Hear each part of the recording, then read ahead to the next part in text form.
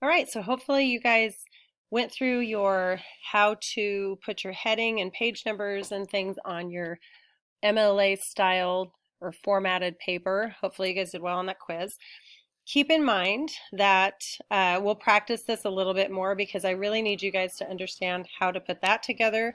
The works cited page is really important, and the parenthetical citation is going to be the next thing we do. Those are kind of like the foundational pieces of how to do these papers. So it is the part we're going to take a lot of time on. It's also the part that is going to be, I guess, 1 out of 10 most important steps because there's 10 steps. But it's some of the things that are probably the most difficult. So what I'd like you to do now is to get out your works cited page, and hopefully somebody has come around to kind of look at it and just see how you did, or to see if you did anything on it. They'll be reporting back. So I'm just looking to see how you guys have done on your paper up to this point. I'm going to go through and correct everything with you that should have been corrected. So if you want to do split screen or have 2 windows open so that you can see what should be finished or what should have been done, you can go ahead and do that. So I'm going to actually walk through each one of these steps with you to show you all the pieces that should be done. And there's some pieces that I would probably you missed, and it's because it's very tiny and it's easy to miss. But that's why I gave you the paper. It's so that you could look at that top, the first 8 things that were on the list. We needed to look at that, and that should have gotten you most of them. But then when you go into like, oh, this is a novel with only, 1 author, you needed to look down at that bottom part where they gave you the formulas and see if they had all of the pieces. Okay, so let's go ahead and start. So we noticed, and we all fixed kind of together, that the works cited was wrong. So I'm going to take that whole piece and I'm going to make the entire thing 12 points. So now it's 12-point font. And I'm going to move this down into my second page. And now I'm going to move it over to center. And I'm going to take out the capital letters. Now this part is finished. I'm going to take my entire paper again and double space throughout the whole thing. Now when I double spaced, I have to take out the extras. So I'm just going to go in and take out all the extra spacing without taking out my hanging indentions. Now if you miss your hanging indention somewhere, if it messes up, remember this doesn't need to be anything more than double spaced either. Just take your entire page and go back up and make sure that this is what your little bar and the triangle look like. The bar should be at the 1-inch margin, and your triangle should be about 0.5 from your 1-inch margin. Okay, so it's at the 0.5 marker. That's going to give you that hanging indention, so you can fix it really easily just by highlighting and taking some things out. All right, is that all of them? Okay, so that's everything. So now my spacing is correct. Now if I go in and I look again after the spacing and after my size, I'm going to look at the order of my names. So looking at these, it looks like I've got CA, then CE. This is okay because I don't have an author. So remember, then you go with the title. Go with an L, M, N, T. So those are in the right order, so I don't have to fix anything with that. My hanging indention we talked about, and that should have been fixed already. My mediums are there, so I do have print on this one. I am missing the print on the second one. It should also say print, and I know that because it's the same person. They are a novel series. Okay, make sure you have the period at the end. Next one that I'm going to look at, let's see, I'm going with web. This one is print. This is a web, and this is a web. So my mediums are all there. Capitalization in my titles. So I have my capitalization in the first one. The second one is capitalized. Look over here, this one with the S does not have a capitalization, so I want to fix that. This is a with the Center for Disease Controls and Prevention. Remember that if we have prepositions or we have contractions, or the other one was articles, you don't need to capitalize. So 4 is just fine. Going down with Lois Lowry, I did not capitalize the second word on the giver. These all look fine. So this is, again, remember we've got our unimportant, if you want to call them that, but your words that don't need capitalized. And we have a capitalization error on this one and on release. So I had several capitalization errors overall with this. So check that and make sure. Remember, you can always go back on the video and say, oops, I missed something, so now I need to go back and check again.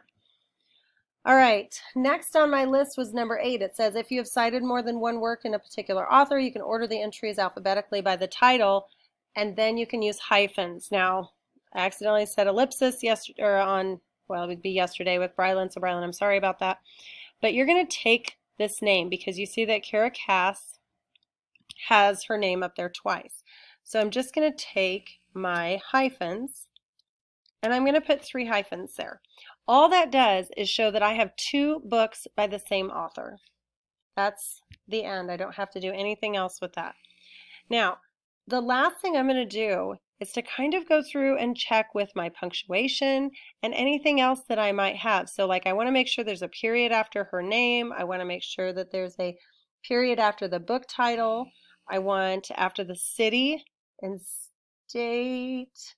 You want to end up, you don't actually need the state, so I'm going to take the state out. I'm going to keep my colon because that needs to be in there according to my guide over here that I'm looking at. Harper Teen, and then that's my publishing company. Then I have a comma and my date, which is 2013, which is fine, and then a period, and then it says print, period. So if you don't have the period there, that is incorrect. So I'll be looking for that. Okay, over here, you had your author, we switched it, the selection. Oh, this is in italics, and I almost forgot. The Elite is one of the other books in the series, and if you didn't know that, that's fine, but that one would want to be italicized. I have the selection. It should look pretty much the same as this one up here, but it doesn't because I have to put my colon in. Everything else should look the same. Now, Center for Disease Control and Prevention, Signs and Symptoms. That is going to be off of a web page. So if I go back and I look at my website, I go author's last name, comma, author's first name. I don't have that. So now I need my article title. And then I need the entire website and then the publisher. So here's the thing. This is my title of my article. It needs to be in parentheses, not parentheses, sorry, it needs to have quotation marks around it. And when you do quotation marks on anything, you're going to put it outside of the period. So the period goes and then you're going to have your end quote. Now you've got Center for Disease Control because that's going to be the entire website. And then what's the publisher? It's the same thing. Now notice that you've got Center for Disease Control and Prevention and then Center for Disease Control and Prevention because in this particular case, your publisher and your website are actually the same. Then I have my date. So I have the last date that it was updated, which in this case, it was the 2nd of November. I don't have a date here, but I don't know what date that would have been because they don't give it to me. So you'd have to make that up to make that one correct. Came from a website, and then I have my other date down here. Okay, this one should look exactly like the one up on top. So that one would be okay, except I'm missing a publisher. So I don't know who the publisher is off the top of my head. So maybe what you want to do is put the word, publisher, and then put a comma, because I don't know who it is. I mean, if you actually did this, you'd have to look it up. So you also want to put on this top one, you're going to want to put the word year because it's missing. Okay, so here we have an author. I have another one. This is the part that I did want to bring up. So this one has one author, and because it's multiple authors on this one, if you go in and it says work with more than one, you're going to put the author's last name, comma, author's first name, and then you're going to put the word and. Not a comma, but you're going to put and then you have the author's actual name. So I messed up on that one yesterday when we were talking. It's not the last name, first name when you have the second one in a row. You're going to put the first name and then the last name of the second author. Then you have the name of the book. All the other pieces that are there, if you look, should be the title of the book. And then do you have the city? You do not need the state. You have the publisher, or the publishing company, you have the copyright year and print. Going into the next one, this one is off of the web, so let's look and see that we have everything. We have the author, we have the article in quotations, you have 17. Now, this is off of the web, but it's also, it says no page. Now, why would we need a page number if it's off of a website?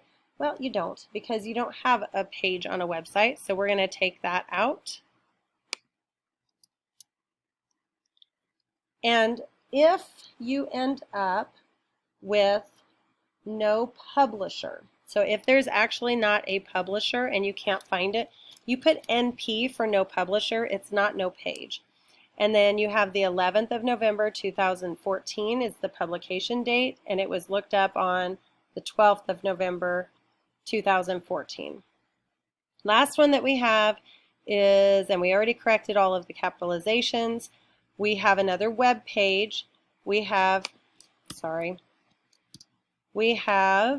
Daily Standard. There's no publisher. Here's the date that it was published. It was a web article, and here is the date that it was looked at. So again, those are all the pieces that you should have. Now, if you missed something, you need to go back in and correct it. There was a lot of little pieces in there that you guys should have had, and some that I skimmed over. So and had to go back and fix. So make sure you're looking at all of the different pieces on here before you submit. But once you've done this and you've looked it over enough times, you're pretty confident, go ahead and submit your assignment. Okay, when you get done with this, you are going to go into IXL. I know this is your favorite ever, but get into your IXL and you're going to go to 9th grade. If you needed to pause and finish something, I would say that would have been a good idea. So there's two different things that they have on here. They have MLA 7th edition and MLA 8th edition. And I want you to just start with the 7th edition one because it looks very similar to what we're doing. There are a couple of things that I think are a little bit different on it, so I do want to look at a couple things. So I'm going to learn with an example. I'm not too worried about any of this. I want to go down into what they expect or what they call things on this MLA website. So when writing a research paper, you're going to look to answer with the Modern Language Association. That's the MLA handbook. And here's the basic formats. Again, author, book title, city of publication, publisher, year of publication. So all of these are the same. This is an example. Essays and short stories, those are the same. Magazines and newspapers, those are the same. None of those are going to, rock your boat too much. It should look pretty much the way that you were looking at it before. Down here, though, when you start looking at the web page, sometimes they call things a little bit differently as far as what they name things. So one is if they happen to ask for the title of the web page, the page title they're talking about is actually what I would call the article title. Okay, not the name of the website or the publisher, but just the page title itself. So be kind of careful on that one. Another one that they'll throw out every once in a while, and I don't see it up here, is they have things like, what if I'm going to cite an email that I'd had before? There's a way that you actually can put in the citation for an email. So be kind of careful when you're looking through at what they're asking you to look for, and always look at those mediums. All right, so we've got the author's names. This medium of publication, you have to include the information the content is communicated in. The most common mediums are print and web, but other possibilities, and this is what we talked about, film, email, and lecture. So whenever the medium of a publication is web, the date of access, the day, the month, the year of the web page is viewed, must be listed directly after the medium of publication. Okay, editors and translators. If a work has an editor or translator, this information must be added to the works cited entry using appropriate abbreviation ED. It stands for edited by. And trans means that it's translated by. So you do need to pay special attention for some of those kinds of words. Sometimes if there's missing information, there might be some abbreviations. So if a work has no available page numbers, the abbreviation is N and then PAG. If it has no available publication date, you put ND, and if it has no available publisher or city of publication, you're going to put NP. Now they do these that are lowercase, and I've also seen them capitalized, so I wouldn't count it wrong on either side. So if I'm looking at these, you know, when you're looking for, I don't know what the question was, what does the works cited entry indicate about the cited work? Was it published by Mango Nutrition? It was accessed on May 10th, 2015, or it is an email. Well, if I look over here, it's a web, so it's not an email. Is it published by Mango Nutrition? Or was it accessed on the 10th of May? Well, if I look right here, it says May 10th, 2015. That's the access date. So if I go down to the bottom, and it says, you can tell that the cited work was accessed on May 10th by looking at the date access, which appears after the medium of publication. All right, so back to exciting stuff. If I go into the actual assignment, just show you a couple. So what does the works cited entry indicate about the cited work? That's what most of these are. So I can go through and I can look. Is it an online source? Well, if I look right here, it says print. Well, remember, print means it's a book. It has 2 authors. Well, if I look at my author spot, it's Julia White is my only author. It was published in Santa Fe. Well, if I keep looking, Santa Fe is indeed the publishing company where it was published.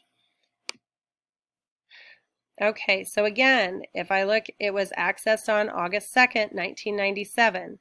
So looking over here, it looks like August 2nd, 1997. It's a web page, so that would be the, remember, this is the publication date. This is the day that it was put out. The access date is this July 10th. So it was written by Sid Fernandez. Well, Sid Fernandez calls it quits after 14 years. In quotation marks shows me that that's the title. And the Seattle Times is the newspaper. If I look over here, the Seattle Times is the newspaper. So I'm going to push that and call her a day. All right. Oh, this is one that I was wondering if you guys would just, I want to make sure you understand these. So when it's asking for the title of the web page, remember I said that the web page to me would be more like the title, the article title. So the Hubble sweep of the dust filaments of NGC 4217 is the title of the web page. If you look right here, it is the title of the article that we're talking about. Hubble is the title of the web page. Well, Hubble is the publishing. It's not the web page that it comes from. And NASA is the title of the web page. Okay, there's a difference between the publishers and such. So I'm going to click this one because that seems to be what my web page, my article title is. And I got it right. So this was the other one that I had talked about with email. So if I'm looking, Philip is the sender's first name. If you look, the sender is going to be your author of the email. Here's what the email was called. Here's who it's messaged to. Here's when it was sent. And here's my medium. It's where it was, what kind of medium it was or how it was printed or communicated. So Philip is the person's first name. Mark is the sender's first name. Louise is the sender's first name. So if I look over here, remember you always do last name and then comma first name. So Philip is the first name and keep going. So hopefully you guys have everything kind of under control. Remember, you need to submit before the bell. You have to submit your quiz and you have to submit the works cited page before the bell. So otherwise it will be late. The IXL is to be done by Friday because I only gave you one, and you guys can go ahead and work on that. We will figure out what else we're going to do on Friday when I kind of see how far we got today. Otherwise, keep in mind that your IXL needs to be, you'll go to 50 problems or 90 SMART score. Now, here's the deal. If you get to 50 problems and you don't have at least a 70 SMART score, you will continue working until you get to 70. but you have to get to 50 problems first. So if you're at 86 and you're at 45 problems, you keep going until you get to 90 SMART score, or you get to 50 problems. So that's just the way it goes. Either 90 SMART score or 50 problems. After 50 problems, you only have to do more if you can't get to 70. Once you hit 70, though, you can stop after your 50 problems. All right, please email me if you have any questions, if you're confused on something, or if you need some help. I am not having my teeth pulled out, so I should be able to get back to you fairly easily. But you might want to text instead of email because I'll get it faster. I may get your email, but I'm not going to promise anything. All right, good luck.